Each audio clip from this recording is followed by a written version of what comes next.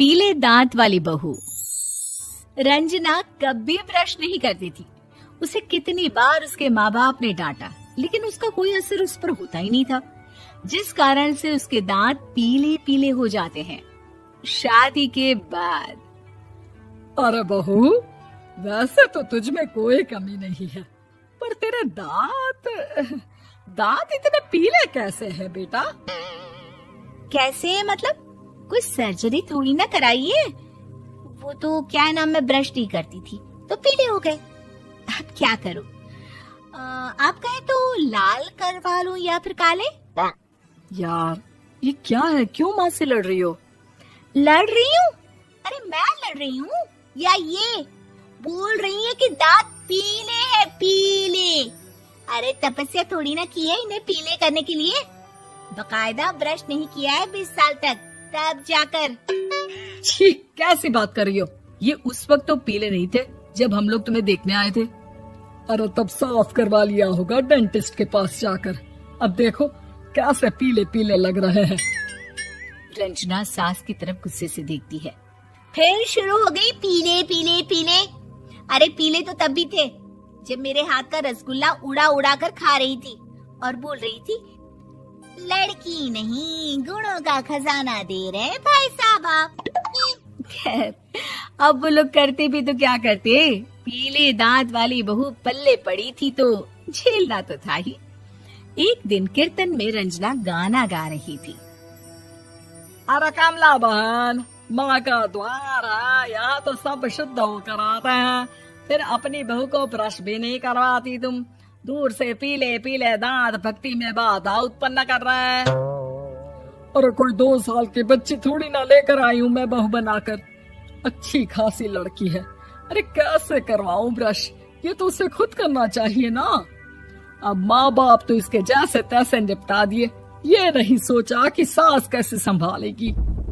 सास बहू को लेकर घर आ जाती है, लेकिन सोच लेती है कि अब इसे लेकर कहीं नहीं जाएगी। अगले रोज बहू कहती है, अरे क्या हो गया, मंदिर नहीं जाना क्या? कीर्तन का वक्त हो रहा है। मेरी मधुर वाणी से कान्हा जी जागते हैं और सोते हैं। आप तो जानती है ना उनकी भक्ति में कितना मन लगता है मेरा। वो क्या है ना, तबीयत ठीक नहीं लग रही है मेरी, आराम करूंगी मैं। तबीयत ठीक नहीं लग रही? अभी तो मिथुन के गाने पर नाच रही थी आप, और अब बोल रही है कि तबीयत ठीक नहीं लग रही। अरे भक्ति में मन लगा लो सासू माँ, ऊपर जाना है, क्या मुंह दिखाओगी आप? हाँ?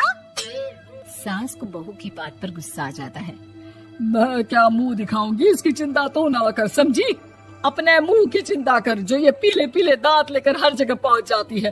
पता है लोग कितना मजाक बनाते हैं। ना जी ना, मैं नहीं जाना कहीं तेरे साथ।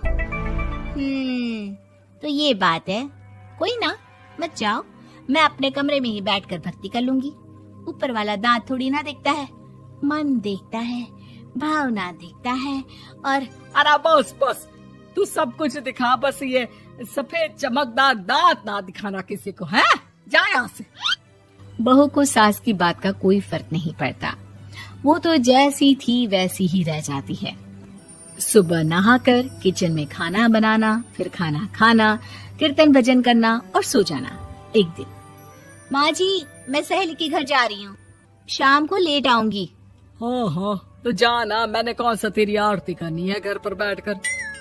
रंजना सहेली के घर जाती है, जहाँ वो पार्टी में जाने की तैयारी कर रही होती है। अरे शिखा, कहाँ जाने की तैयारी कर रही है? मैं गलत वक्त पर आ गई क्या? अरे नहीं यार, उल्टा सही वक्त पर आ गया। मैंने ये साड़ी और ज्वेलरी निकाली है यार, शाम को इनके ऑफिस की एक पार्टी में जाना है। बताना कैसा लग रहा है ये सब? नहीं यार, इस ड्रेस के साथ तो वो वाली ज्वेलरी अच्छी लगेगी। हाँ हाँ सही बोल रही है, मैंने ध्यान ही नहीं दिया। वैसे तो हमेशा से मस्त फैशन सेंस रखती है। तो बड़ा जाती होगी ना पति के साथ पार्टी में।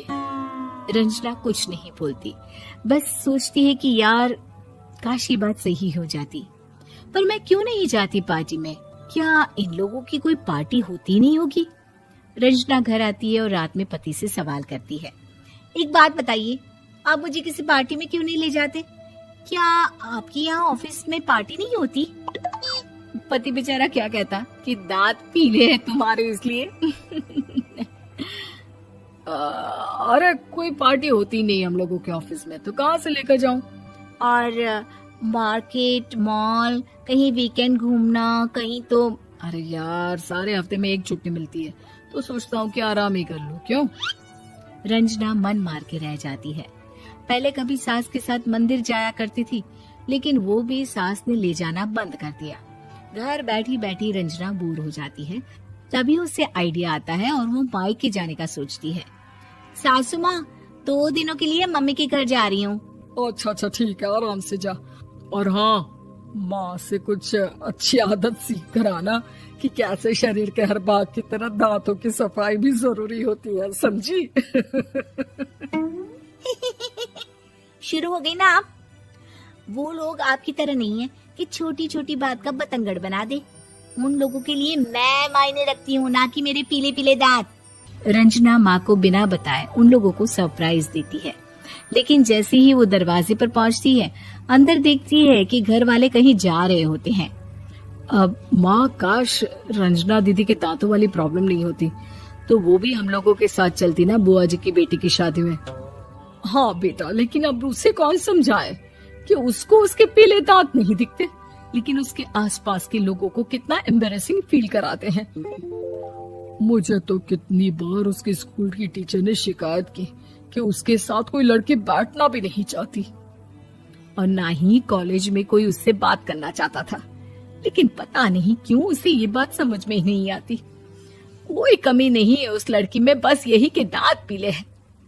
वो तो भला हो जीजाजी और उनकी माँ का, जो दीदी को जैसी है वैसे ही रखा हुआ है। रंजना को अपने घर वालों की बात सुनकर बहुत दुख होता है। वो सोचती है कि वो क्या करे, लेकिन फिर वो सीधा डेंटिस्ट के पास जाती है, अपने दांत चमकाती है और कसम खाती है कि वो रोज ब्रश करेगी। अरे क्या हो गया?